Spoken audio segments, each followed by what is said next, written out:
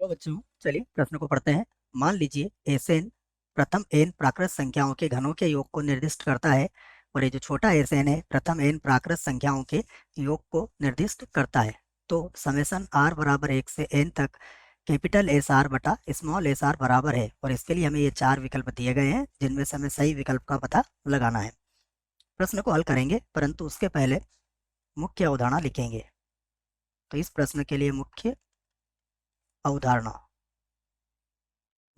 में हम कुछ सूत्रों को यहाँ पर लिखने वाले हैं, देखिए जिनका प्रयोग यहाँ पर किया जाएगा। सबसे पहले हम बात करेंगे प्राकृत संख्याओं के योगफल की। तो प्राकृत संख्याओं का जो योगफल होता है उसे आप इस प्रकार लिख सकते हैं, r बराबर 1 से n तक, और यहाँ पर लिख सकते हैं आप r। ठीक है, तो अगर r का मान आप 1 2 3 रखते हैं तो इसका योगफल किसके बराबर आता है, n प्लस 1 बटा 2 के। उसके बाद प्राकृत संख्याओं के वर्गों का योगफल भी याद होना चाहिए आपको, r बराबर 1 से n तक, और यहाँ हो जाएगा r का वर्ग। तो ये बराबर होता है n प्लस 1 2n प्लस 1 और बटा 6 के। यदि हम घनों के योगफल की बात करें तो इसका भी सूत्र है बच्चों, r बराबर 1 से n तक, r की घात कितनी है 3, और ये बराबर होता है n प्लस 1 बटा 2 और पूरे का क्या हो जाएगा, वर्ग। तो ये सारी बातें मैंने यहाँ पर लिख ली है। आइए अब हम प्रश्न को हल करते हैं। तो देखिए जो मान दिया गया है उसको लिख लेता हूँ मैं। तो यहाँ से लिखते हैं इसको, यहाँ से हल करते हैं बच्चों। देखो इस, तो यह है आपका समेसन कितना है बच्चों, r बराबर 1 से n तक, r बराबर 1 से n तक, ये कैपिटल एस आर बटा स्मॉल एस आर। ठीक है, तो फिर से लिखते हैं इसको। देखो तो ये होगा समेसन r बराबर 1 से n तक। देखो ये हमें कहा है घनों का योगफल, तो घनों का योगफल क्या होता है बच्चों, घनों का योगफल होता है n प्लस 1 बटा 2। तो यहाँ पर r के पदों में है तो r लिख देंगे हम, तो ये हो जाएगा r कोष्टक r प्लस 1 बटा 2 और पूरे का कितना हो जाएगा, वर्ग। ठीक है ना, और बटे में क्या है हमारे पास, एस आर जो कि प्राकृत संख्याओं का योगफल है। तो ये हो जाएगा n नहीं बच्चों, है ना, r के पदों में है तो r लिखना पड़ेगा हमें। ठीक है, क्योंकि अभी हमने समेसन को नहीं खोला है ना, अंदर ही चल रहा है सब। तो ये हो जाएगा r प्लस 1 और बटा 2 के बराबर। ठीक है, तो बराबर देखिए ये कट जाएगा, तो ये होगा r बराबर 1 से n तक। तो यहाँ मिलेगा आपको r प्लस 1 और बटे में कितना आ जाएगा, 2। इसको अलग अलग कर सकते हैं आप, फिर से लिखेंगे आप समेसन r बराबर 1 से n तक। तो ये हो जाएगा देखो r का वर्ग प्लस r, तो मैं इसको लिख लेता हूँ r का वर्ग बटा 2 प्लस ये हो जाएगा r बटा 2, है ना, वर्ग नहीं होगा, r बटा 2 होगा, वर्ग को हटा रहा हूँ बच्चों भी।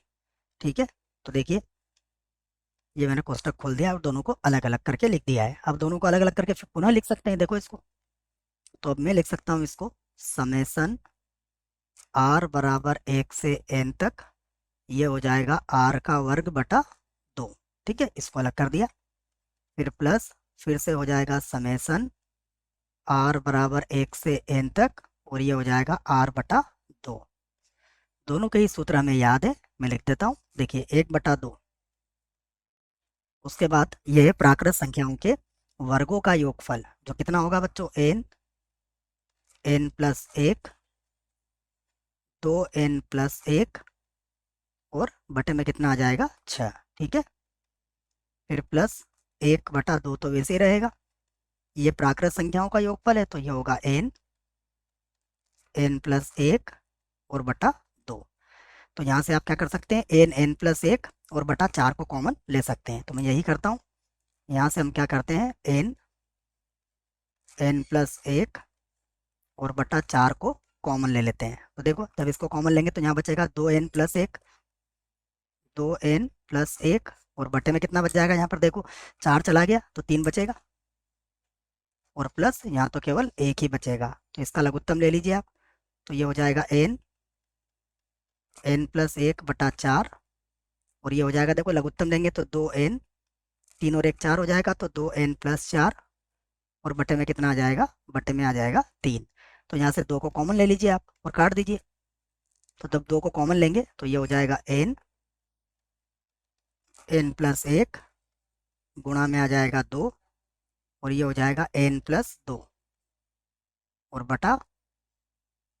बटे में कितना आ गया 12। तो इसको काट दीजिए बच्चों।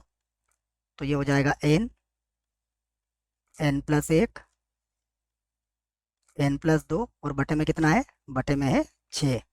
तो ये हमारे प्रश्न का उत्तर आ चुका है। विकल्प देखते हैं कौन सा विकल्प सही होगा इस प्रश्न के लिए। तो पहले विकल्प में लिखा है n + 1 n + 2 बटा 6, अर्थात पहला विकल्प ही इस प्रश्न का क्या है, बिल्कुल सही विकल्प है। ये भी गलत होगा, ये भी गलत होगा, और ये भी गलत होगा। मुझे आशा है बच्चों प्रश्न का उत्तर समझ में आया होगा। धन्यवाद।